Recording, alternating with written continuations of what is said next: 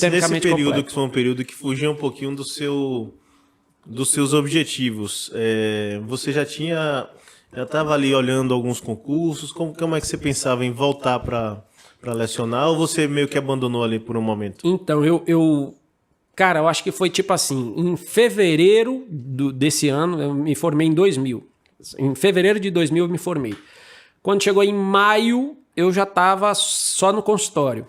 E naquela época, né, nos anos 2000, foi uma crise odontológica gigantesca aqui em Alagoas. Assim, eu me lembro que o meu primeiro salário do consultório, que era eu e Fernanda trabalhando junto, a gente ganhou um salário mínimo. Os dois juntos ganhamos um salário mínimo.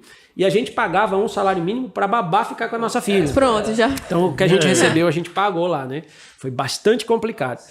Aí, em maio, né, desse ano, apareceu o concurso para professor substituto de farmacologia. Poxa. As oportunidades aparecem. Apareceu assim, né? Só que a concorrente, né? A minha principal concorrente era a minha professora. Que já era doutora. A pessoa já entra de cabeça baixa, né? Professora, você é professora, deixa eu ser professora. E aí foi a história do sonhador mais uma vez, né? Eu falei, pô, não. Meteu a cara, né? Véio. Vou perder, né? Perder pra ela, tá tudo certo. Mas eu passei.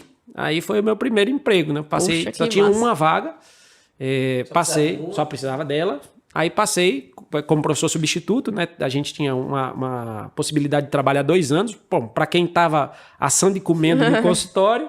Era uma estabilidade que você tinha certeza que com o mínimo aquele você certinho, tinha, né? E eu tive ainda uma oportunidade muito interessante, porque eu entrei como professor 20 horas. Aí gostaram do serviço e surgiu a vaga. Eu entrei para farmacologia e um professor de fisiologia se aposentou. Né, precocemente, ele não tinha avisado para ninguém. Então, houve uma lacuna justamente na turma de odonto. Rapaz, tudo se encaixou. Tudo deu certo. Aí me ofereceram para aumentar mais 20 horas, só que aí, em vez de uma disciplina, eram duas.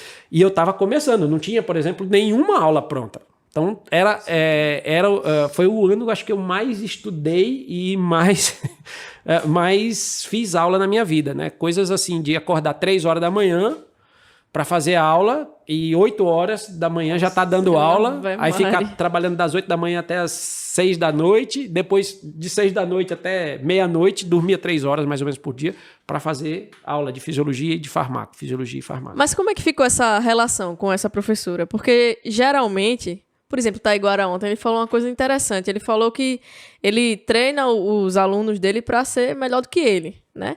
Então, você acha que ela teve essa visão sua na época? Essa relação ainda ficou boa depois disso? Ou você acha que às vezes sobe um pouquinho o ego, né? Poxa, tô concorrendo com um aluno aqui. Ela no começo ficou mais baqueada. Assim, a gente não tinha uma relação tão fantástica, sabe? Assim, ela, apesar de ter sido minha professora, eu tive ela e outro professor. E, na verdade, eu fui meio que o filho desse outro professor, que é meu grande amigo, professor Públio.